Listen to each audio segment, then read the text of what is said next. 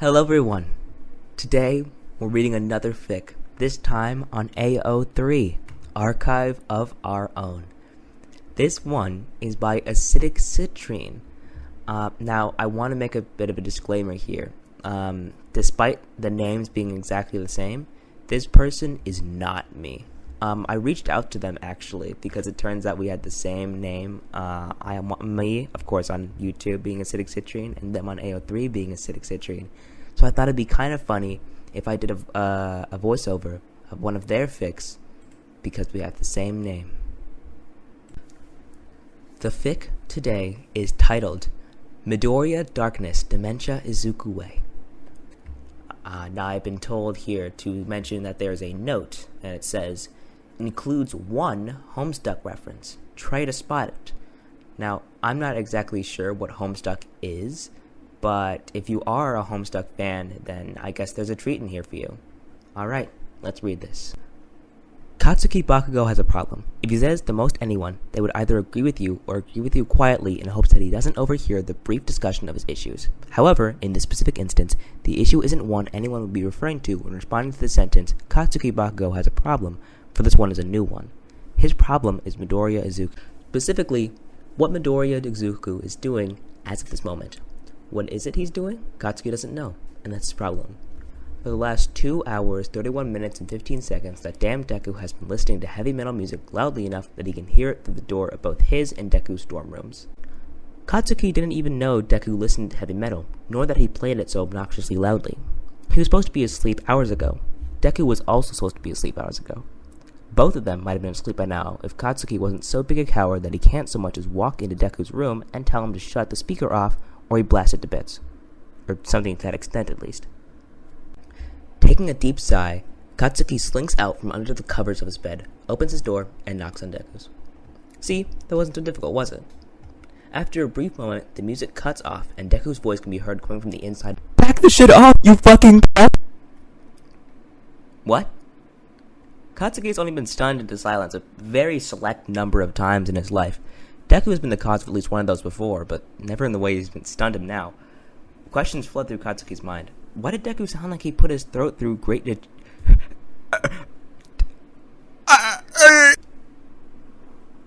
What? Katsuki's only been stunned into silence a very select number of times in his life. Deku has been the cause of at least one of those before, but never in the way that he stunned him now.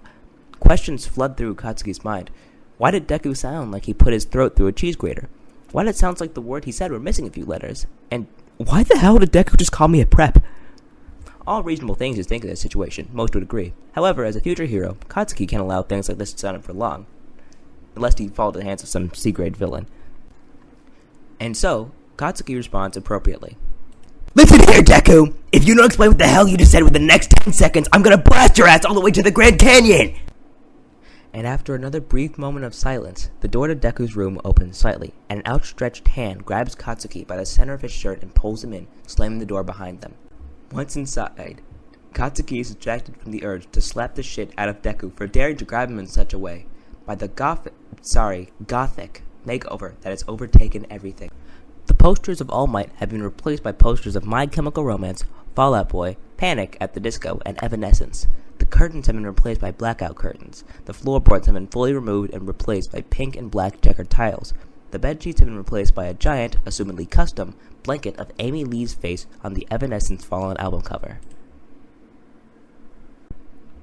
As for Deku himself, he looks like a whole new person. His green hair has been split into halves via dyeing, one side red and the other side ebony black, both sides ending up with purple tips. Clearly, he's wearing colored contacts, as his eyes are now an icy blue instead of the usual green that Katsuki has grown up knowing. His face is coated in a shitty, smeared gray foundation with some blue undertones scattered around. He has on a teal headband with some candy corn-looking protrusions coming out on either end, and to cap off the whole look, some black and white striped arm warmers, a t-shirt that reads, "It's okay to be messed up, because there are 5 dudes that are just as messed up as you, Gerard Way," on it, and a too tight pair of over-bleached skinny jeans. Dear God. Listen here, Katsuki. You're just flaming because you're a imposer.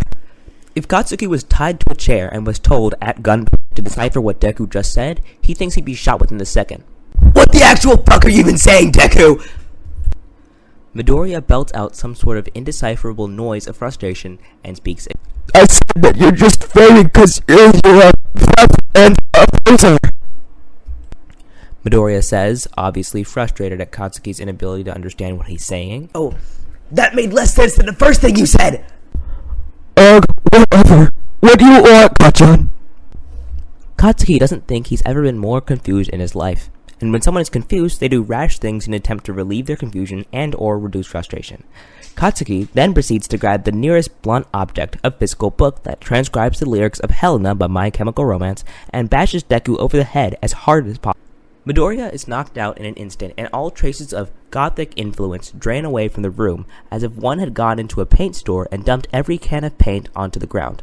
The only evidence the room was ever that way is the transcribed copy of Helena by My Chemical Romance, and the unconscious body of a thankfully average-looking Midoriya Izuku. Shocked and unable to properly process the events as they have occurred, Katsuki's mind erases this event from his memory, and unconsciously walks back to his dorm and goes to sleep. Thankfully, no one will ever remember the horror that is Gothic Mizuku Midoriya.